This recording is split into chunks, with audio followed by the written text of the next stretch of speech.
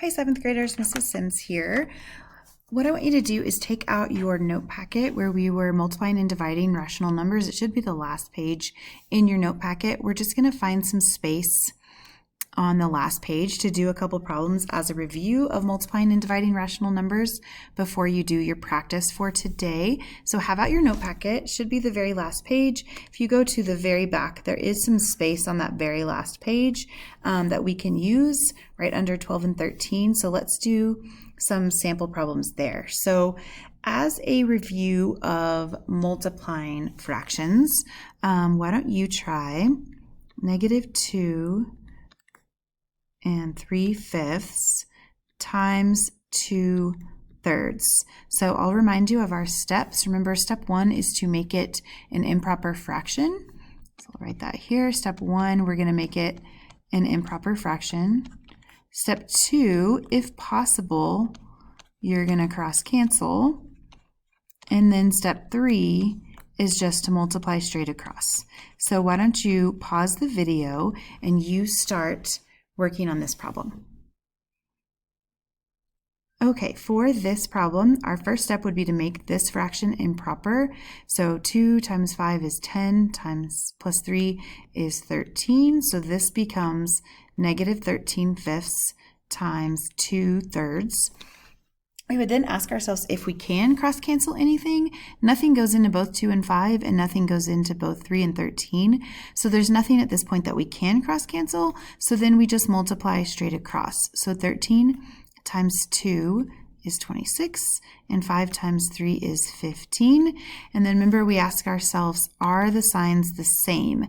When we multiply and divide, we ask ourselves, are the signs the same? And if the answer is yes, it's positive, and if the answer is no, it is a negative answer. So on that example, the signs were not the same, they were different. So that means our answer is -26/15. That's a good answer, but we can make that a mixed number. 15 goes into 26 one time, and there are 11 left over out of 15. For the next one, let's do a division of fraction problem. So let's try -8/9 divided by 2/3.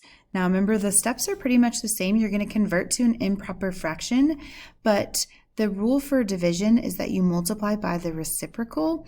So a lot of you remember this as keep, change, flip. So we're going to keep the first number, we're going to change the division to multiplication, and then we're going to flip the fraction. So take a second, pause the video, and you try that one. Okay, for this one, the -8/9 is going to stay -8/9. The division is going to become multiplication. 2/3, when we find the reciprocal of that or flip that, it becomes 3/2. At this point, we would ask what, if anything, can be cross-canceled. So 8 and 2 share a common factor of 2. 2 goes into 2 once. 2 goes into 8 4 times. And then 3 and 9 share 3. 3 goes into 3 once. 3 goes into 9 3 times. And we multiply straight across. 4 times 1 is 4. 3 times 1 is 3. We ask ourselves, are the signs the same? No, which means it's a negative answer. So -4/3 is our answer, or as a mixed number, -1 and 1/3. Okay, let's move on to decimals. So when we're multiplying decimals, the thing that you have to remember is to line up the last number. So why don't you try -3.01 times -2.3. So go ahead and pause the video and see if you can find the product of those two numbers. Okay, for those numbers, I would start by lining up the last digits. So the 3 and the 1 get lined up. I multiply like normal.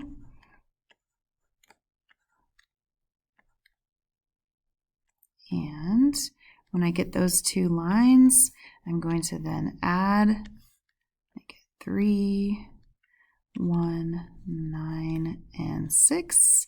And then to figure out where the decimal point goes, there are 2 numbers after the decimal point, 3 with that one. So 1, 2, 3 numbers after a decimal point in the problem.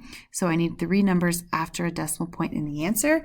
And then I ask myself, are the signs the same? Yes, they are the same. So that means my answer is a positive 6.913.